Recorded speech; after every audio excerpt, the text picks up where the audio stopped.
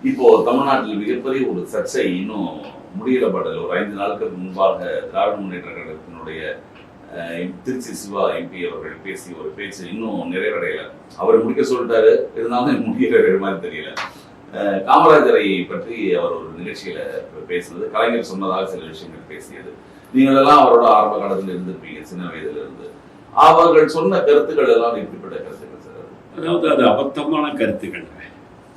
திராவிட முன்னேற்ற கழகத்தில் ஒரு மூத்த நாடாளுமன்ற உறுப்பினராக இருக்கக்கூடியவர் எப்படி பேச வேண்டும், யாரை பற்றி எப்படி பேச வேண்டும் என்று கூட தெரியாமல் பேசுவது வேதனையாக இருக்கு. ஏனென்று சொன்னால், பெருந்தலைவர் காமராஜர் என்பவர் தமிழகத்தினுடைய அடையாளமாக, ஏன் அவரை நான் இந்தியாவின் அடையாளமாகவே இருந்தார் என்று சொல்லுவேன். காரணம், அகில இந்திய காங்கிரஸ் கட்சியினுடைய தலைவராக 6 ஆண்டுகள் இருந்தார். 3 பிரதமர்களை உருவாக்கினார்.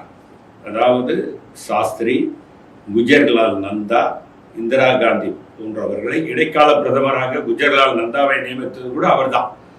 அகில இந்திய காங்கிரஸ் கட்சியினுடைய தலைவர் என்பது அவ்வளவு உயர்ந்த பதவி, அதுகிட்ட தான் மொத்த அதிகாரமும் இருக்கும். அப்படிப்பட்ட பதவியில் அமர்ந்திருந்தவர் தமிழகத்திலே மிகப்பெரிய வளர்ச்சி.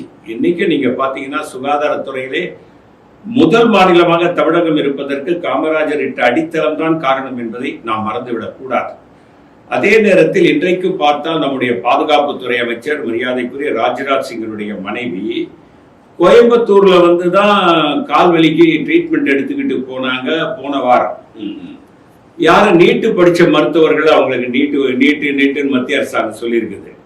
நீட்டு படித்த எந்த மருத்துவரும் அவருக்கு சிகிச்சை அளிக்கல. ஏன்னா மருத்துவத்தில் மிக சிறந்து வழங்கக்கூடிய காரணம், மிகப்பெரிய அளவிலே மருத்துவத்திற்கும் சுகாதாரத்திற்கும் மருத்துவ கல்லூரிகளை நிறுவி நிறைய அறிவுள்ள மாணவர்களை டாக்டர்களாக தேர்வு செய்து, அவர் ஒரு முறை டாக்டர்களை தேர்வு செய்வதற்கு உண்டான பட்டியல் அவர் முன்னாலே வரும்போது அவர் பார்க்கிறாரு, 10 பேர் அவர் செலக்ட் பண்ணலாம் சிஎம்.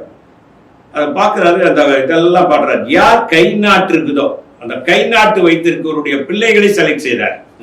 நீங்க அங்கதான் காமராஜர் நிற்கிறார். எப்படிப்பட்ட மனிதர்! கை நாட்டு வைத்திருப்பவர் பிள்ளைகளை மருத்துவம் படிக்க வைக்க வேண்டும் என்ற எண்ணம் உதித்ததே அவருக்கு பெரிய விஷயம். அப்படிப்பட்ட ஒரு தலைவரை தான் படித்தவன் என்று சொல்லிக் கொண்டிருக்கிறார் திரு சிவா அவர்கள். அவர் படித்த மாதிரி தெரியல.